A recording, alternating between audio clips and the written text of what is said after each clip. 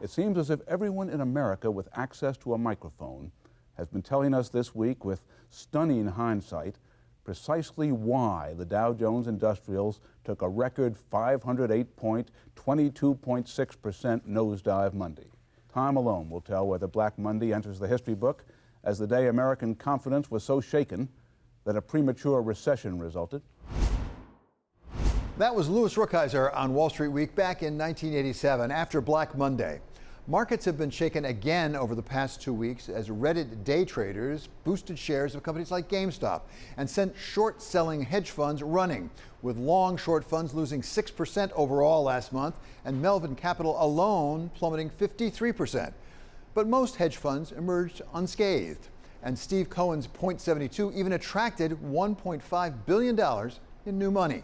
I assume hedge funds are probably reluctant to short small cap stocks right now for the fear that the Reddit brigade might be behind those. But by early this week, GameStop's to the moon rally started to come back toward earth, and not even the Reddit flash mob or changes at the top of the company could get the irrational exuberance going again, reminding us why hedge funds and short sellers target companies like GameStop.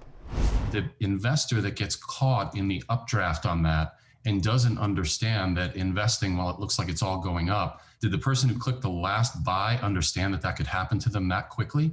I asked Council on Foreign Relations Senior Fellow Sebastian Mallaby if anything will fundamentally change in the hedge fund world. I think that hedge funds, which of course go back to the 60s at least, have proven to be an amazingly robust platform from which to think creatively about risk. And so they adapt, they get new stuff gets thrown in their ways. When they began, there was no such thing as trading currencies because currencies were all fixed together. Bond markets hardly existed.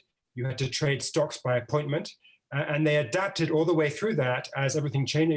Fintech, the advent of Reddit, the advent of Robinhood. This is just the latest iteration in a long, long history of financial innovation. And every time hedge funds figure it out. You also have regulators trying to figure it out, as it were, after the fact. We have the Treasury Secretary Janet Yellen now saying she's meeting with regulators saying we need to take a hard look at this, about the volatility and whether this might actually put in jeopardy some investors. We also have hearings in Congress coming up. Do you expect there might be some tweaking, at least, of the regulations? I think with respect to Robinhood and the fact that it had to close down access to trading on certain stocks, that's the kind of market interruption which regulators ought to take action on. You need the infrastructure of trading to be robust. You need to look at the plumbing, as some regulators put it. So I think that part of the system will definitely deserve a fresh look. But we certainly had some large hedge funds who took a big hit, and I wonder whether that did suggest there could be systemic risk here. Well, the beauty of hedge funds is that through their long history, they've proven to be small enough to fail. They're not too big to fail, they actually can blow up. And people often cite long-term capital management in 1998 as the big exception. Actually, if you go back and look at that incident, the New York Fed convened the banks to recapitalize it, but no taxpayer money, zero, went in. So freestanding hedge funds, I'm not counting here the subsidiary of Bear Stearns that went wrong in 2008, but freestanding hedge funds have never had a taxpayer bailout. Melvin Capital has not needed a taxpayer bailout. That's the good thing about hedge funds. And so that raises the largest question maybe. Does this all matter? I mean, it was good fun to watch from the sidelines. Certainly some people were hurt, some people were benefited. But ultimately to the markets and to investors for that matter, does this all matter? Does it matter? Sure. It's interesting that more individual participation in stock trading is a rising force. I think that fintech will be here to stay and will continue to drive changes in the characteristics of markets. But I don't think it has to be destabilizing so long as the infrastructure is sound and you don't get interruptions in trading or the failure of a big clearinghouse. Sebastian, is there a potential connection to larger macroeconomic policy? We're seeing various, I won't call them bubbles, but certainly spurts in various places. Look at Bitcoin, the way it shoots up, it comes down, shoots up again. Is this in part perhaps because there's so much liquidity being pumped into the global financial marketplace, led of course by the Federal Reserve, but also the ECB, the Bank of Japan?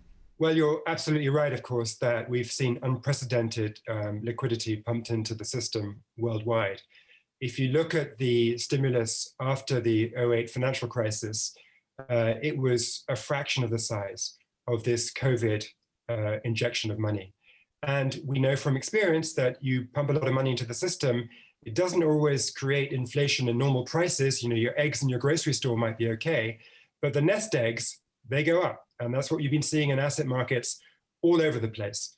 And I think that is froth. I don't agree with Chairman Powell when he plays that down. I think it doesn't matter if a particular cryptocurrency goes up and goes down. You know, that's the problem with the people trading that stuff. I think the same about a specific stock like GameStop. But when the whole system goes up, what we know is that the last two recessions in the United States, the 2001 recession was off the back of the NASDAQ crash in 2000. And of course, the 08-09 recession was off the back of the subprime crash. So we've moved away from a world in which traditional business inventories adjust and that causes a recession, into a world where it's financial imbalances that cause recessions. And so I do think the Fed needs to care about that. It's a balancing act. You want to print a lot of money when the economy is really in bad shape, but there is this risk that you create froth, bubbles, and then ultimately instability. What is the track record of the Fed trying to deal with that? Because I don't think it's been a very happy one. Well, they've had a philosophy of clean up afterwards. And in their own telling of the story, they did that pretty well after the NASDAQ crash in 2000. And hey, there was only a very shallow recession. I don't take that view myself because actually the response to that recession in terms of very low interest rates, if you remember, the Fed was down at 1% on the federal funds rate in 2003. That was super low at the time.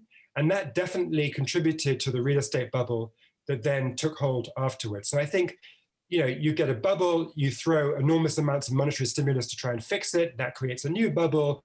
It's even bigger, even more monetary stimulus comes off the back of that. And I do think we're in a cycle where the Fed's kind of standard line, which is, don't worry about bubbles, we'll just clean them up afterwards. I'm not sure that's the best strategy.